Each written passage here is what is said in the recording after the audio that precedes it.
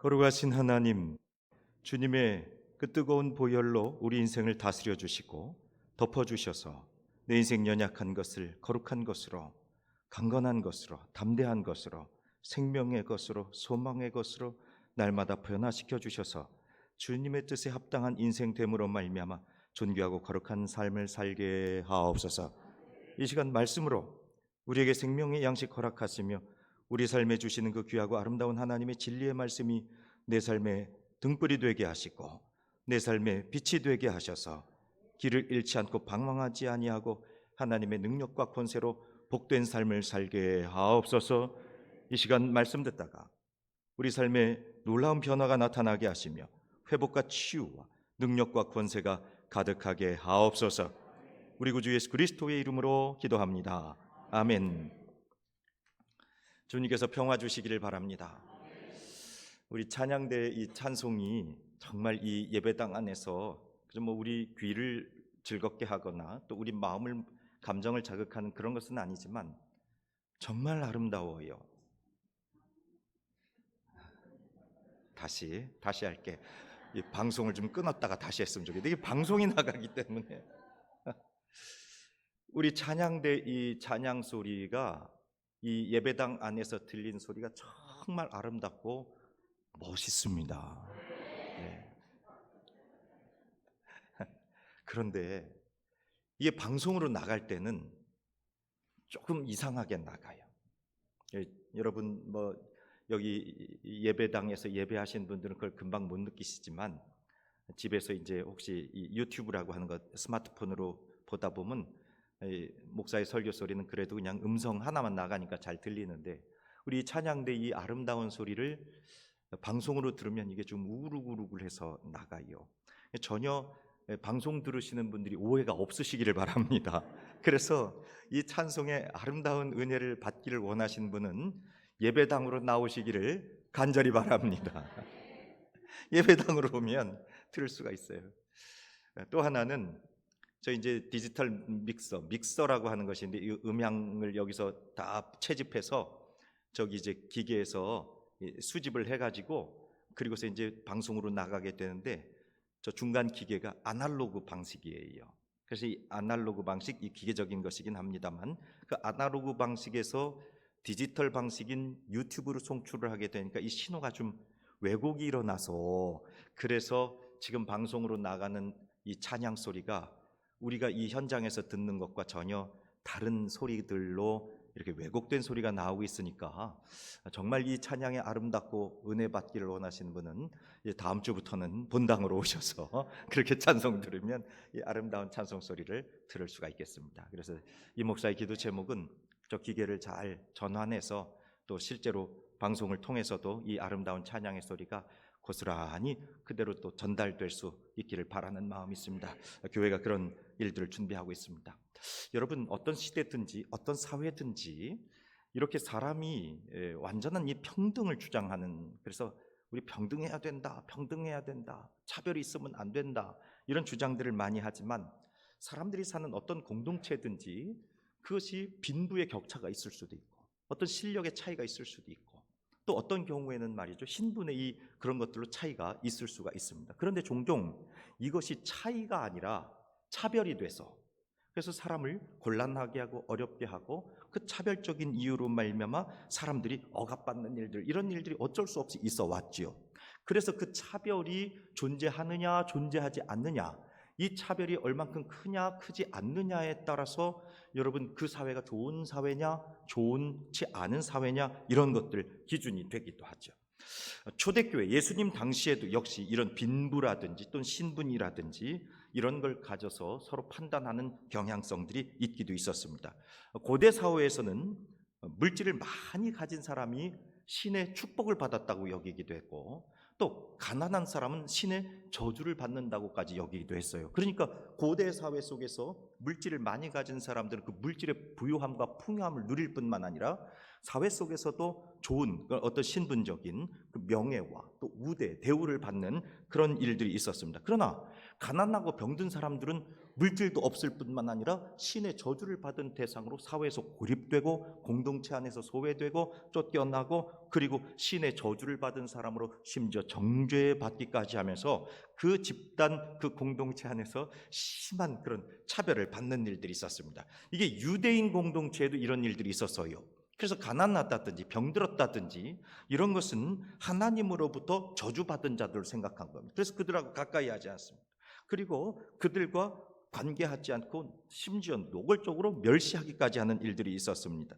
반면에 부자의 사람들은 그 부자의 풍요함을 누릴 뿐만 아니라 사회 속에서도 대우받고 그리고 또 그와 같이 존경받는 일들도 있었던 겁니다. 세상은 그렇다 쳐도 적어도 교회 안에서 이와 같은 차별과 같은 일들이 있어서는 안 되죠. 그리스도 안에서 한 형제, 한 자매가 됐으니 이런 차별들은 다 주님께서 사라지게 하시고 온전히 한 형제, 한 자매로서 큰 기쁨의 사랑의 증거가 있기를 주의 이름으로 축복합니다. 우리 그런 거 없어져야 되는 것이죠. 그래도 여러분, 왜 우리 안에 이런 차별적인 요소들이 존재하는가 하면 말이죠, 그 사람을 자꾸 겉으로 판단하는 거예요. 외모적으로, 그리고 겉사람의 것, 그리고 그 사람이 가지고 있는 조건적, 외적 조건, 그런 것 가지고 있기 때문에 그것을 보니까 자꾸 차별하게 돼 있어요. 그러니까 성도는 정말 이 사람을 볼 때 바깥의 모습을 보기는 합니다만 외모로 보지 말고 우리 예수님이, 우리 하나님이 나를 보신 것처럼 정말 그 중심, 본질적인 거, 사람의 본질적인 귀하고 아름다운 가치, 인격으로 바라볼 수 있기를 주의 이름으로 축복합니다. 예수님께서 우리를 구원하실 때 이 외모를 보고 구원하신 게 아니란 말이에요. 물질을 얼마만큼 가지고 있느냐에 따라서 우리를 구원하신 게 아니라, 공부를 얼만큼 잘했느냐 그래서 성전 안으로 보내드려 주신 것이 아니라, 저와 여러분들이 예수님을 믿는 믿음으로 말미암아 하나님의 은혜로 구원받았다고 하는 거, 그냥 누구에게도 차별이 있을 수가 없는 겁니다. 여러분, 외모가 제일 빠지는 분이 성경에 보니까 예수님이에요.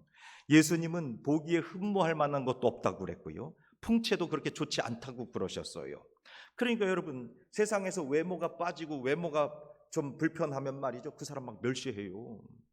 함부로 한다고요. 경멸한단 말이에요. 그 사람이 가난하고 병들었다고 생각을 해보세요. 막 여러분 환영하세요. 아이고 어서 오세요. 정말 귀한 분이 오셨군요. 이러십니까? 그러지 않아요. 볼품없고 가난하고 병들고 연약한 사람들 멸시하고요, 조롱하고요, 심지어 고립시킵니다. 그러니까 예수님 흠모할 만한 것도 없고 풍채도 없고 볼품이 아무것도 없으신 분이니까 그분을 세상 사람들이 뭐하기 시작해요? 조롱, 멸시. 그래서 예수님이 십자가 언덕길 올라가실 때 우리의 조롱과 멸시를 다 받으신 거예요. 왜?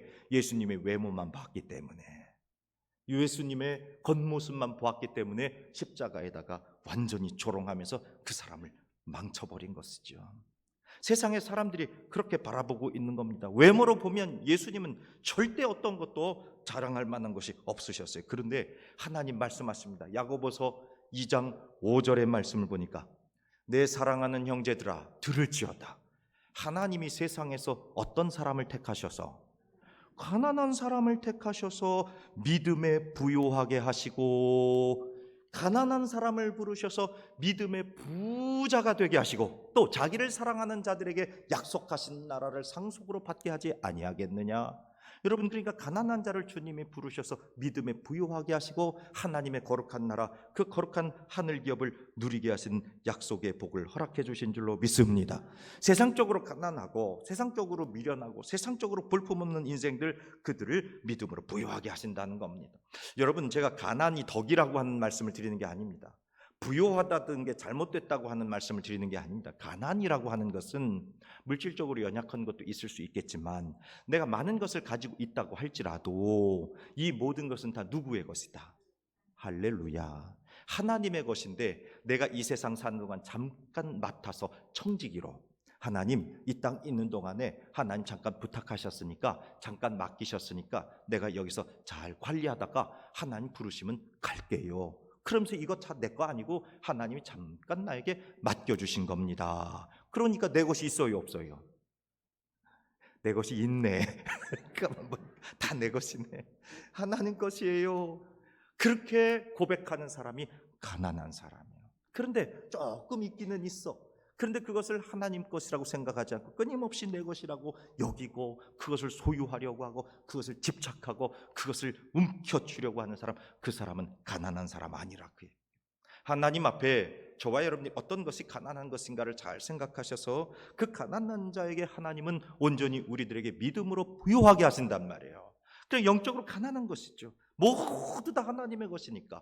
그러니 모두 다 하나님의 것임을 인정하며 고백하며 살아가는 사람들, 그 사람들은 하나님 앞에 믿음이 부유해진다, 그 얘기입니다.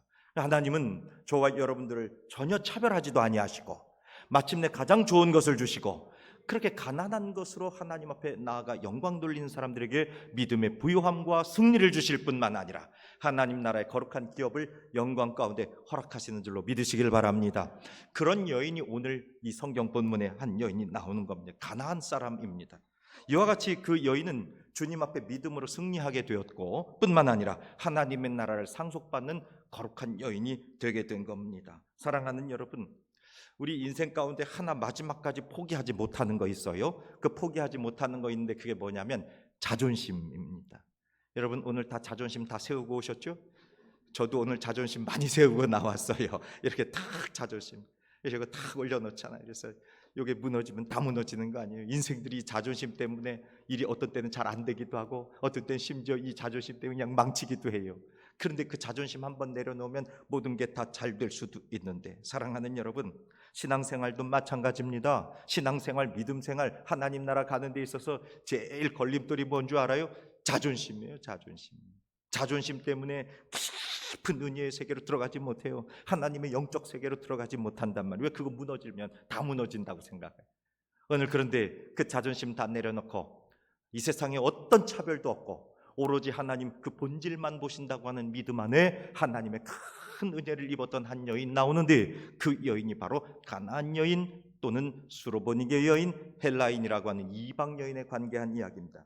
예수님께서 두로라고 하는 지역으로 오늘 여행을 떠나시게 되는데 지도 한번 보여주시겠어요? 그림 한번 보겠어요.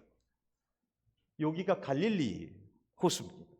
여기가 가버나움이라고 하는 갈릴리 호수 북쪽에 가버나움이 있습니다. 예수님께서 여기에 제2 고향으로 삼으시고 선교 기지를 삼으셨습니다. 그리고 여기가 나사렛입니다. 나사렛에서 갈릴리까지 한 100리가 채 안 됩니다. 그래서 여기서 가는데 한 30-40분 정도면 차를 타고 가게 되죠. 예수님 고향 나사렛, 그리고 예수님께서 가버나움 가셔서 전도하셨고, 그리고 그 가버나움에서 오늘 예수님께서 어디까지 가시냐면 두로라고 하는 곳으로 가게 되는데, 마가복음에 보면 이 지역을 뭐라고 얘기하냐면 수로보니게라고 이야기하는데요. 수로라고 하는 건 시리아 지역을 이야기하고 보니게라고 하는 것은 페니키아, 베니게를 이야기합니다. 그래서 시리아와 베니게, 수로 보니게를 이야기하는데 이 베니게의 주된 도시가 두로와 시돈이라고 하는 곳이고, 지금 이스라엘 나라하고 긴장 관계가 있는 레바논 지역이 바로 이 두로와 시돈 지역입니다. 그런데 예수님께서 이 가버나움에서 저 두로까지 멀리 여행을 떠나셨어요. 예수님께서 공생의 기간 동안에 해외로 출타하신 경우는 단 한 경우, 이 경우밖에는 나오지 않습니다. 예수님은 갈릴리와 유대에서 일을 하셨고 단 한 번 두로라고 하는 외국으로 가신 사건이 나타나는데 오늘 그 말씀입니다. 예수님이 왜 가셨는지는 정확하게 알 수는 없습니다. 여러분 말씀 한 절 볼게요. 마태복음 15장 21절 말씀 보니까 예수께서 거기서 나가사 어디로 가신 거예요? 그렇죠. 두로와 시돈 지방으로. 제법 거리가 여기는 한 150km 정도 됩니다. 제법 멀어요. 차를 타고도 한 5-6시간은 가야 되는 그런 거리입니다. 그리고 길도 험해요. 빨리 달릴 수도 없습니다. 그런데 국경을 넘어서 예수님께서 가셨습니다. 그런데 예수님께서 이 가셨다고 한 소문이 웬일인지 이 두로 시돈 지방에 다 나타나게 된 겁니다. 그리고 예수님의 소문을 듣고 한 여인이 예수님 앞에 달려나갔습니다. 마태복음 15장 22절 말씀에 보면 이 여인이 어떤 여인인지 소개가 되는데요. 가나안 여자 하나가 그 지경에서 나와서 소리질러 이르되 주 다윗의 자손이여 나를 불쌍히 여기소서, 내 딸이 흉악하게 뭐가 들렸나이다. 귀신이 들렸나이다. 이것을 마가복음에서는 더 정확하게 소개합니다. 자세하게. 마가복음 7장 26절 그 여자는 헬라인이요 수로보니게 족속이라 자기 딸에게서 누구 쫓아내 주시기를 간구하거늘 귀신 쫓아내 주시기를 간구했다. 자, 이 여인의 신분이 드러났어요. 유대인이 아닙니다. 이방 여인입니다. 하나님을 잘 알지 못합니다. 하나님을 알 기회도 없었던 사람, 수로보니게 사람입니다. 두로와 시돈, 레바논에 있었던 사람이에요. 여러분, 이 두로의 유명한 여인이 한 사람 나오는데 아합이라고 하는 임금님의 부인 누구예요? 이세벨이라고 하는 여인입니다. 우상 섬겼어요. 두로와 시돈에서 바알과 아스타롯 신전 섬기고 이스라엘 하나님의 영역 안으로 와가지고 이방 신전 만들었던 여인이 바로 이 이세벨입니다. 그러니까 두로와 시돈에는 하나님이 아니라 오히려 우상 섬기고 이방신 섬기는 이런 지역에 이 여인이 살았다. 그러니까 하나님에 대한 신앙을 전혀 알 수 없는 여인, 예수 그리스도에 대해서 알 수 없는 이 여인을 통해서 예수님 앞에 나아간, 예수님 한 번도 만나보지 못했던 여인이 단순히 예수님 소문만 듣고 예수님 앞에 나아가 엎드렸다 하는 겁니다. 여러분, 소문이라고 하는 것은 종종 사실과 다른 경우들이 많습니다. 그리고 소문이라고 하는 것은 이렇게 크게 부풀려지는 경우들도 있습니다. 이 여인은 그런 거 전혀 생각하지 않고 예수님이 오셨다. 그리고 예수님의 소문이라고 하는 것은 예수님께서 병도 고치시고 귀신도 낫게 하시고 심지어 죽은 사람도 일으키신다고 하는 이 놀라운 예수님의 소문이 이 두로와 시돈에 있었던 이방 여인에게까지도 들렸던 것이죠. 그래서 귀신 들린 딸을 고치기 위해서 이 여인이 이런 의사도 찾아가 보고 저런 의사도 찾아가 보고 수많은 노력을 했을 것입니다. 그런데 모든 것이 허사였습니다. 그런데 예수님이 오신다는 소문을 듣고 주님 앞에 무조건 달려나간 거죠. 마가복음 7장 25절, 우리 마태복음을 읽었습니다만 마가복음에도 역시 이 본문이 나오는데, 이에 더러운 귀신 들린 어린 딸을 둔 한 여자가 예수의 소문을 듣고, 예수님의 소문을 듣고 곧 와서 예수님 발 아래에 뭐 했어요? 엎드려 버린 겁니다. 여러분, 정말 이 예수님의 소문, 이 여인이 들은 것이죠. 그런데 왜 이 여인 예수님의 소문을 듣고 그렇게 달려갔을까? 그것은 바로 귀신 들려 고통받고 있는 자기 딸, 그 딸아이를 너무 사랑했기 때문에 그래요. 여러분, 내가 누군가를 사랑하면 귀가 커져요. 멀리 있는 소리도 들려요. 이 딸아이가 아프니까 어떻게 하면 이 딸아이를 고칠 수 있을까? 사랑하니까, 그래서 어디 가면 고칠 수 있을까 하는 이야기를 계속 듣는 거죠. 딸아이를 사랑하니까 모두 밝아져요. 눈도 밝아져요. 눈도. 여러분, 우리 사랑하면 귀도 밝아지고요, 눈도 밝아져요. 할렐루야. 사랑하지 않으니까 자꾸 귀도 어두워지고 눈도 어두워져요. 여러분, 오늘 이 어머니가 딸아이를 너무너무 사랑하니까 이런 이야기도 듣고 저런 이야기도 듣고 그 멀리서 오신 예수님 찾으러 나아가기까지 가서 바짝 엎드린 것이지요. 사랑하는 여러분, 참으로 이와 같이 사랑은 우리를 복되게 합니다. 예수님 발 앞에 엎드려서 자기 자신의 딸에게 귀신 들린 거 쫓아내 주시옵소서. 여러분, 이 정도만 해도 이 여인의 믿음은 대단해요. 그저 예수님 소문 듣고 갔어요. 한 번도 뵙지 못한 분입니다. 그냥 가서 엎드려 버린 겁니다. 그러면 예수님이 정말 기뻐하면서, 야, 내가 이 멀리 국경을 처음 넘어왔는데 이 지역에 이 참 어려운 여인이 있구나. 더군다나 소문만 듣고 내 발 아래 엎드리니 이 여인의 믿음이 대단하다 칭찬해 주시면서 박수를 치면서 딸아이 데려오너라. 유대인 중에도 이만한 믿음 볼 수가 없다. 귀하다. 내 딸아, 너의 딸의 귀신 들림이 다 해결될지어다 하면서 놀랍게 칭찬했어야 되는데 마태복음 15장 23절 예수님의 반응은 이상했어요. 예수는 한 말씀도 대답하지 아니하시고 제자들이 와서 청하여 말하되 그 여자가 우리 뒤에서 소리를 지르오니 그를 보내소서. 여인이 부르짖죠. 주님, 우리 딸 고쳐주세요. 귀신 들렸습니다. 귀신 들렸습니다.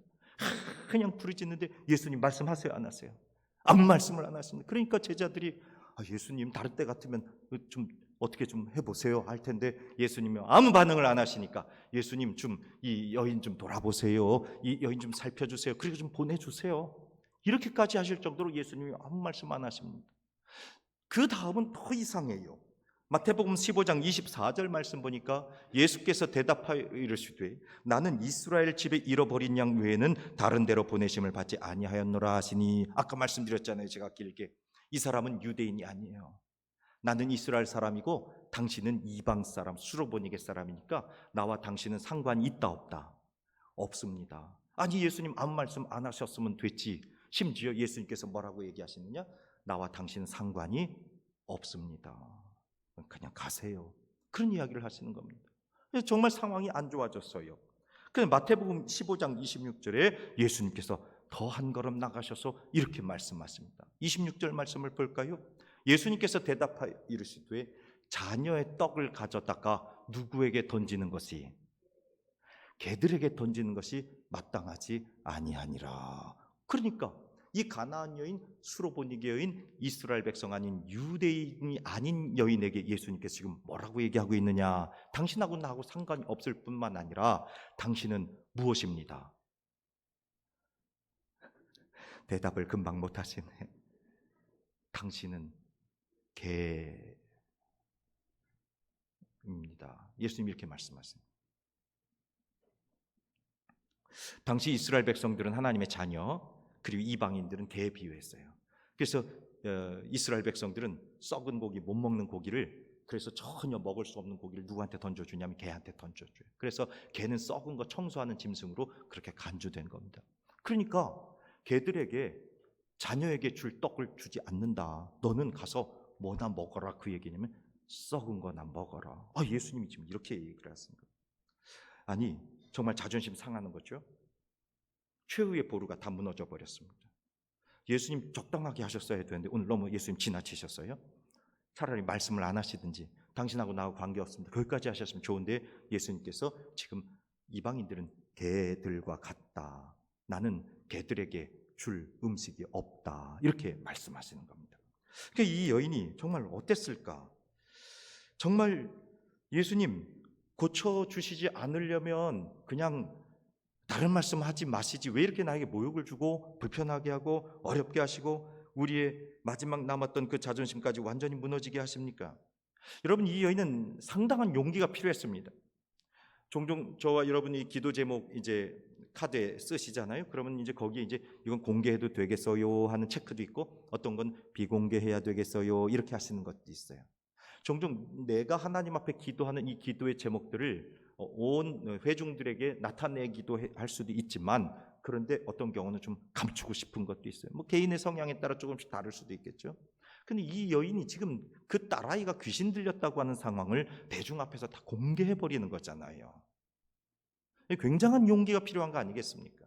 그렇게 예수님께서 온전히 나와서 그 용기를 보면서 정말로 그를 고쳐주시고 회복시켜 주셨으면 좋겠는데 그의 마지막 남은 자존심까지 완전히 무너뜨려 버리는 겁니다. 주님, 내 딸이 귀신 들렸습니다. 고쳐주시옵소서 하는데도 불구하고 예수님이 침묵하실 뿐만 아니라 당신과 나는 관계가 없습니다. 당신은 이방인입니다. 심지어 당신은 그 개들과 같아서 자녀에게 주는 떡을, 우리 상에서 먹는 떡을 개들에게 주는 건 마땅하지 않습니다. 개들은 썩은 고기나 먹는 겁니다. 이런 이야기를 하고 있단 말입니다.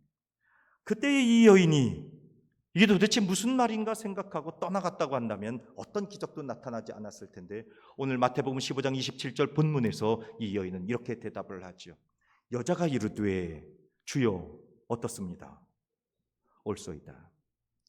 영어 성경으로 보면 Yes, Lord, Lord, Yes. 예, 맞습니다. 지금 예수님께서 개들에게 식탁에 있는 상에 있는 음식을 주는 것이 마땅하지 않다 하는 이야기, 당신은 개와 같은 존재입니다 이야기할 때 이 여인이 주님 맞습니다 하는 이야기는 뭐가 맞다는 얘기예요? 내가 뭐라는 얘기예요? 그 얘기예요.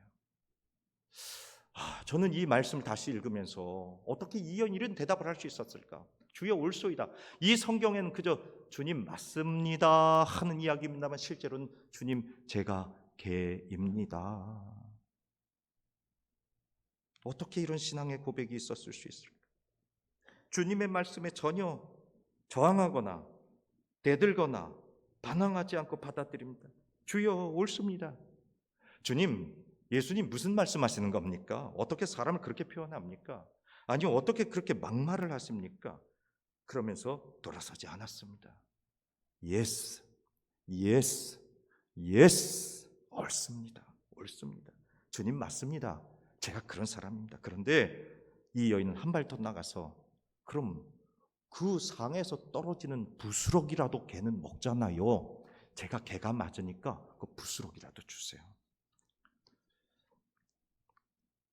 그러면서 이 여인은 내가 주인처럼 상에서 먹지 않아도 되니까, 그러니까 개처럼 상 밑에서 그 부스러기 떨어지는 거 먹어도 괜찮으니까 그 은혜라도 내게 주세요. 그러는 겁니다. 자, 이 어머니는 어떻게 이 자존심을 다 이길 수 있었을까? 아까 말씀드렸죠? 딸아이를 뭐 했기 때문에? 사랑했기 때문에. 고린도전서 13장 4절 말씀에 보니까 사랑은 오래 참고 사랑은 온유하며 시기하지 아니하며 사랑은 자랑하지 아니하며 교만하지 아니하며 성내지도 않고 모든 것을 바라고 믿는 거, 이게 바로 사랑. 사랑은 오래 참는, 사랑은 견디는 겁니다. 그러니까 포기하지 않는 겁니다. 모든 것을 믿는 겁니다. 사랑이 없었다면 이 여인은 빨리 포기하고 낚시박 돌아갔을 겁니다. 이런 사람이 다 있어요. 이런 이야기를 내가 모욕 들으면서 아마 대거리 한번 하고 떠나갔을 수도 있을 겁니다. 그런데 이 여인은 오로지 이 아이를 붙들고 사랑하면서 차라리 세상에 나지 않았으면 좋았을 텐데, 그게 아니라 그렇게 귀신 들려 연약한 아이임에도 불구하고 그 아이를 사랑하고 주님 이 아이를 고쳐 주시옵소서. 그래서 예수님 앞에 나아가 어떤 어려움이 있어도 자신의 자존심이 다 무너진다고 할지라도 주님 앞에 나아가 엎드려 이 아이를 구원하여 주시옵소서. 참고 또 참고 참고 또 참고 주여 옳습니다. 사랑이 자존심을 넘어가게 되니까 담대해졌잖아요. 사랑이 자존심을 이기니까 용감해졌잖아요. 그러니까 걔도 괜찮아요. 그러니까 상에서 떨어진 모두 괜찮아. 부스러기도 괜찮아요. 부스러기더라도 주세요. 그런데 우리의 자존심이 아직도 살아있다고 한다면 짐승에 비유했다고 하는 건 아마 난리가 났을 겁니다. 부스러기 같은 소리 하고 있습니다. 무슨 부스러기입니까? 상 위에 있는 거 다 줘도 모자랄 판에. 그런데 은혜를 받기 시작하니까 하나님이 누구도 차별하지 아니하시고 하나님이 우리에게 좋은 거 주시고 하나님께서 우리에게 마침내 선한 일로 인도하신다고 하는 그 거룩한 사랑의 믿음이 있으니까 내가 괜찮아요. 걔도 괜찮아요. 심지어 모두 괜찮아요. 부스러기도 괜찮아요. 할렐루야. 이게 우리에게 은혜가 된 겁니다. 그러니까 자신을 다 버리고 하나님 앞에 나아갔죠. 자존심, 자기를 부인하고 주님 앞에 나아가 엎드렸더니 그와 같이 내가 어떤 존재인지 보이기 시작했고 그것도 넘어서서 부스러기라도 주시옵소서. 할렐루야. 그랬더니 예수님께서 마태복음 15장 28절, 오늘 결론의 말씀이죠. 예수님 뭐라고 그러세요? 이에 예수께서 대답하여 이르시되 여자여 내 믿음이 크도다. 내 믿음이 크도다. 네 소원대로 되리라 하시니 그때로부터 그의 딸이 나으니라. 여러분, 예수님이 여기서 하신 일이 있어요 없어요? 아무 일도 없어요. 네 딸 좀 데리고 오너라. 내가 안수해 줄게. 기도해 줄게. 어떻게 치료해 줄게. 하나도 안 했어요. 여기서 한 일은 여인이 예수님 앞에 엎드려서 주여 옳습니다. 그 상에서 떨어지는 모래도 주세요. 부스러기라도 주세요. 한 한마디 말씀에 상황은 역전되고 귀신은 물러가고 그의 삶은 변화됐단 말입니다. 여러분, 원수 마귀가 우리의 제일 조종하는 말이 뭔지 아세요? 안 된다, 어렵다, 실망했다, 절망했다, 실패하고 원망하고 비난하고 저주하는 말들이에요. 안 된다, 안 된다, 안 된다. 우리의 입술을 통해서 절망적인 이야기가 나오기 시작하고 비난의 이야기가 시작하고 그리고 원망의 이야기가 시작된다고 한다면 거기서 이미 누가 역사하고 있는 거예요. 마귀가 역사하고 있는 겁니다. 그런데 오늘 이 여인을 통해서 Yes, Lord, 주님 옳습니다. 예, 괜찮습니다. 지금 이 아이가 귀신 들려 최악의 상황이 됐잖아요. 예수님 아무 말씀 안 하셨잖아요. 너와 내가 상관이 없는 이방 사람이다. 심지어 너는 개들과 같다라고 하는 최악의 상황으로 왔는데도 불구하고 이 여인의 입술을 통해서는 Yes, Lord, 주님 말씀이 옳습니다. 할 수 있습니다. 그게 바로 이 여인의 믿음이었다.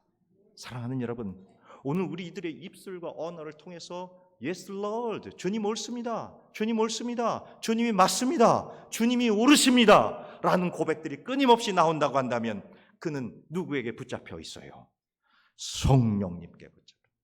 그래서 하나님께서 놀라운 기적을 이루어가는 거예요. 자신을 죽이고 주님을 인정하는 말, 자신을 낮추고 주님을 높이는 말, 자기 생각을 없애고 주님의 생각을 나타내면서 주님이 옳습니다. 그때 귀신이 물러가요.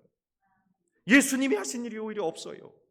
이 여인이 주여 옳습니다, 부스럭이라도 주세요라고 했더니 주님께서 귀신을 물리쳐 내셨다 하는 겁니다. 참을 수 없는 거친 욕설과 모욕적인 말들이 내게 왔다고 할지라도 이 어머니는 흥분도 하지 않았고 낙심도 하지도 않았고 어려워하지도 않았고 그리고 전혀 불편해하지 않았습니다. 예수님의 말씀이 떨어지자마자 주여 옳습니다, 주여 옳습니다, 그 말만 했더니 놀라운 기적이 일어났어요. 여러분, 그러므로 거룩한 말, 주님 앞에 믿음의 말, 신령한 말을 심으시기를 주의 이름으로 부탁드립니다. 그러면 놀라운, 여러분, 이 여인은 부스러기만 구했는데 주님께서 이 여인의 믿음이 크다 그래요. 모든 유대인들 중에서도 이만한 믿음을 본 적이 없다. 가장 큰 알곡을 얻었잖아요. 부스러기를 구했는데 풍성한 은혜를 누리게 되잖아요. 할렐루야. 이게 믿음의 능력이란 말입니다. 그러므로 무한한 겸손을 심으시고 무한한 믿음을 심으시고 무한한 찬양을 심으셔서 하나님께서 우리에게 열매 맺게 하신 풍성한 은혜를 누리시기를 바랍니다. 여러분, 영국 수상 처칠, 많은 이야기가 있죠. 그분에 대한 예화가. 그 처칠이요, 어렸을 때 템즈강 주변에서 이게 수영을 했다고 그래요. 다 빠져 죽고 어릴 때. 그런데 옆에서 젊은 청년이었던 플레밍이 그 템즈강에서 빠져서 죽어가고 있는 처칠을 이렇게 건져냈답니다. 그래서 당시 플레밍은 굉장히 가난한 대학생, 의과대학 학생이었고, 그리고 이제 그 처칠의 아버지는 부유했어요. 그래서 이 플레밍이 의과대학을 공부하는 동안에 이 처칠의 아버지가 말이죠, 그 플레밍의 공부하는 걸 다 장학금을 대줬습니다. 그 플레밍이 나중에 뭘 발명해요? 페니실린을 발명하잖아요. 여러분, 이 시대에 저와 여러분들에게 그 없어서는 안 되는 그 염증 치료제, 그래서 모든 생명을 구원해서던 이 페니실린을 발명하죠. 그래서 처칠이 저 아프리카에 가가지고 거기서 큰 염증에 시달려서 사경을 헤매고 있을 때 그 아버지가 이 플레밍을 보내서 페니실린을 가져가서 처칠을 고치게 되는 역사가 나타난 줄로 믿습니다. 여러분, 뭐예요? 믿음을 심었더니 거룩한 열매가 일어나게 되고, 사랑을 심었더니 놀라운 협력이 일어나게 되는 것처럼, 저와 여러분들이 이 여인이 주님 앞에 겸손하게 믿음을 심음으로 말미암아 부스러기가 아니라 더 놀라운 알곡의 은총으로 하나님의 큰 능력으로 채워주신 것처럼 겸손하게 우리 믿음을 심어 끝까지 하나님 앞에 나아감으로 말미암아 주의 주시는 거룩한 능력, 하나님의 영광 가운데 사는 저와 여러분 되기를 주의 이름으로 축원합니다. 기도하겠습니다. 거룩하신 하나님, 여인이 나올 때 그저 부스러기 기대하고 나왔는데 알곡의 능력은 이 여인이 다 받았습니다. 하나님께 나오는 사람 비록 부스러기를 기대하고 나온다 할지라도 알곡 받고 가오니 우리 하나님 풍성하시고 우리 하나님 부요하시니 우리의 연약한 자존심 다 내려놓고 겸손한 마음으로 하나님의 능력 앞에 서서 주님 기뻐하시는 거룩한 열매를 거두게 하옵소서. 귀신이 물러가게 하시고 병든 것이 떠나가게 하시고 막힌 것이 열려지는 은혜가 있게 하여 주셔서 겸손한 믿음으로 주의 영광 보게 하옵소서. 우리 구주 예수 그리스도의 이름으로 기도합니다. 아멘.